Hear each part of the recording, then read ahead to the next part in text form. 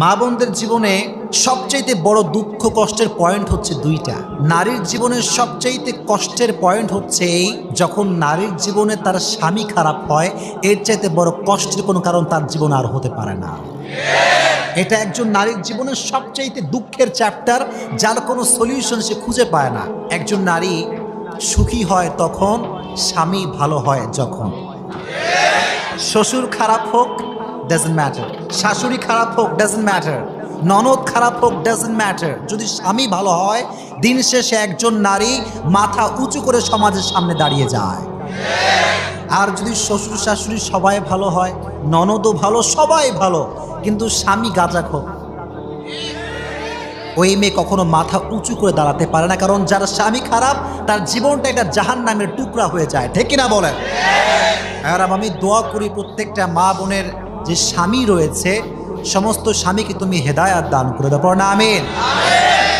একজন নারী যে জীবনে একজন ভালো স্বামী পেয়েছে, একজন যত্নশীল পুরুষ পেয়েছে, একজন এমন স্বামী পেয়েছে যে সুখে দুঃখে সর্বাবস্থায় তার পাশে থাকে, এসে জ্যাদা খুশনসিব ক্যা হো সকতা হ্যায়? ঠিক কিনা?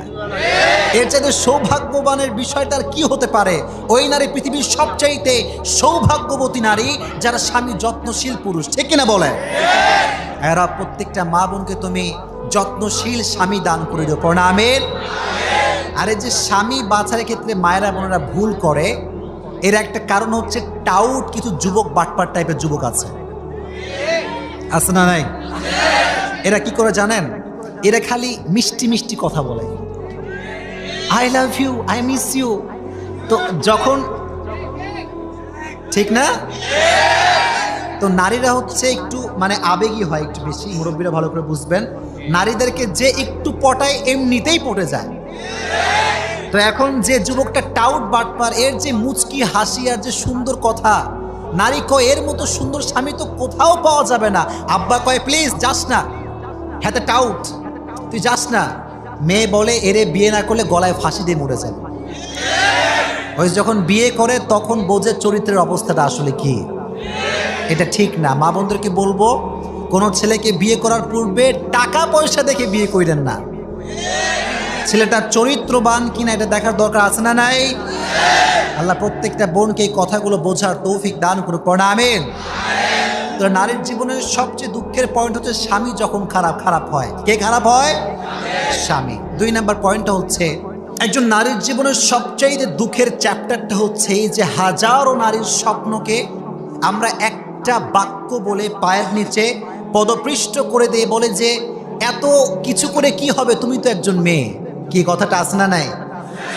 মেয়ে বলে যে আব্বা জীবনে ডাক্তার হতে চাই, অনেক বড় আমার স্বপ্ন। আব্বা বলে তুই মেয়ে মানুষ, তো ডাক্তারনি হয়ে কি হবে রে? ভাইরে, ইসলাম নারীকে ঘরে থাকতে শেখায়, ঠিক আছে, তবে ইসলাম যদি এই কথাই বলে যে সব নারী ঘরে থাকবে, তাহলে যখন আপনার ওয়াইফ প্রেগনেন্ট হবে, কথাগুলো বুঝবেন, দামি কথা বলছি, ফালতু কথা এগুলো না।